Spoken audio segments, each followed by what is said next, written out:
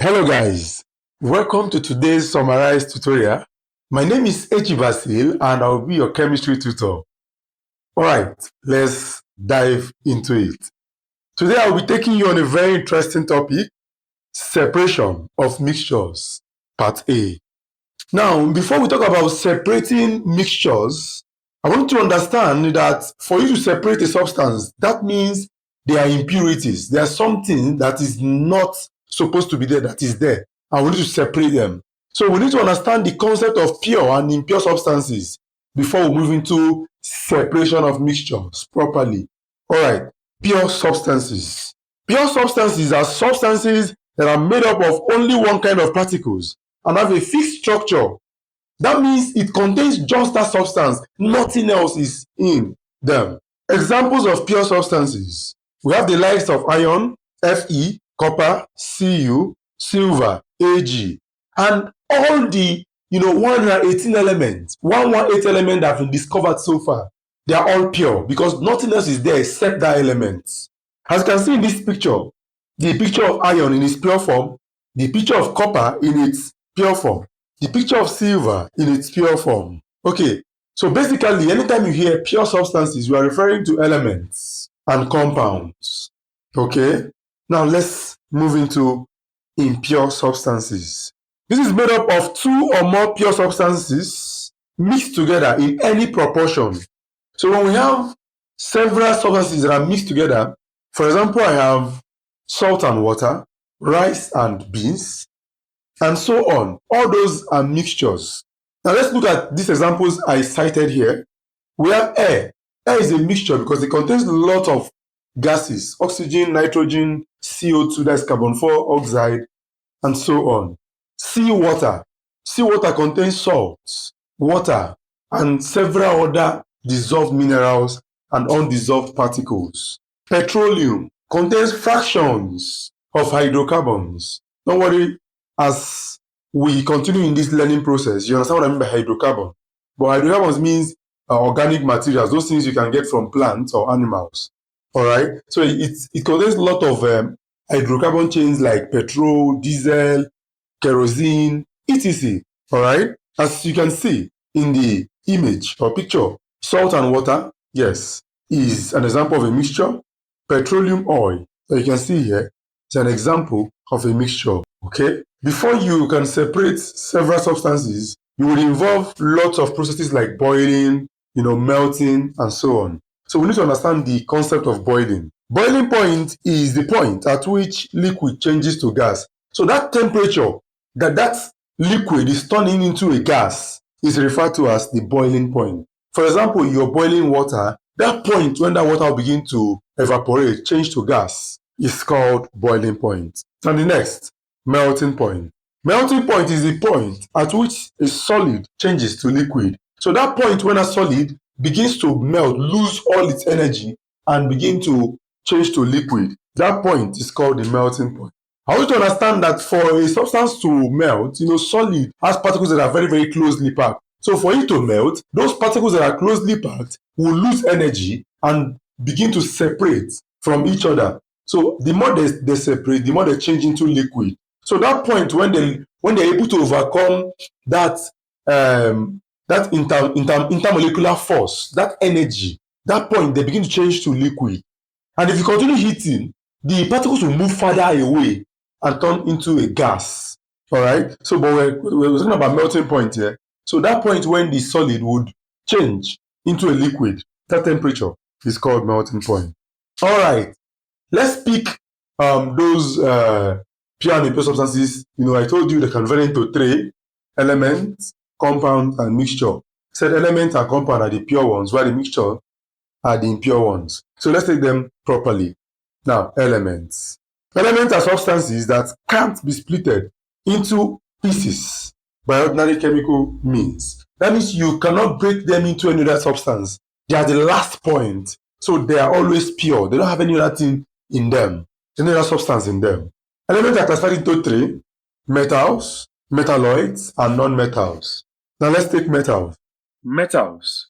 Metals are elements that ionize by electron loss. So those elements that loses electron is referred to as metals, all right? So basically, those metals that have few electrons in the outermost shell, such as 1, 2, or 3 electrons in the outermost shell, can lose it in order to become stable. We'll talk more about this, okay, as we move on in this lecture, all right? So examples of metals: sodium, Na, calcium, Ca, iron, Fe, etc. There are a lot of them.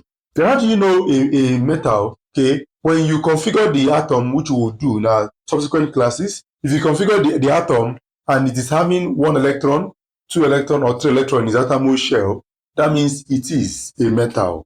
Now, the next, non-metal. Non-metals are elements that are ionized by electron gain. So those ones that gain electrons are referred to as non-metals. Example of non-metals, we have chlorine, oxygen, sulfur, etc. Chlorine being Cl, oxygen O, then sulfur being S. Now we also have metalloids. Metalloids are elements that behave like both metals and non-metals. So they behave like both. Just like these people that want to be a male and also want to be a female, like transgenders in our society.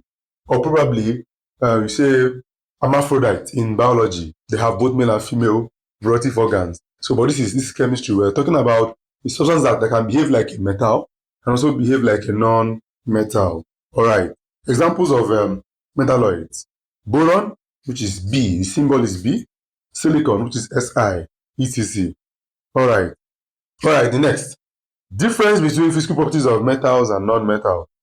The word physical properties means those things you can observe with your 5 senses about metals and non-metals. Okay, metals are malleable. Malleable means you can beat them into sheets. Non-metals are not malleable. Okay. Number 2, metals are good conductors of heat and electricity.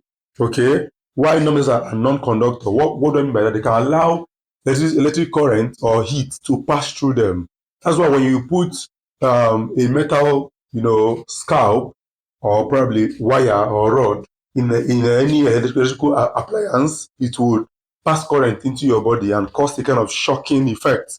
Then also when you pick up a metal scrap and you connect it to a heat, probably your gas cooker, you notice that it begins to transfer the heat from the fire or from the flame or from the heat source to the metal. All right, that means it can conduct both heat and electricity. All right. Number 4, they are lustrous. Yes, that means metals are lustrous. That means they are shiny. Okay, while non-metals are not lustrous. Okay, we also have another. Metals are ductile. Ductile means you can draw them into wire. Okay, while non-metals are not ductile. All right, metals have high melting point. Okay, non-metals have low melting point. All right, and so on and so forth. Metals also are sonorous. So sonorous means they can give us sound notes when beaten or when you hit them.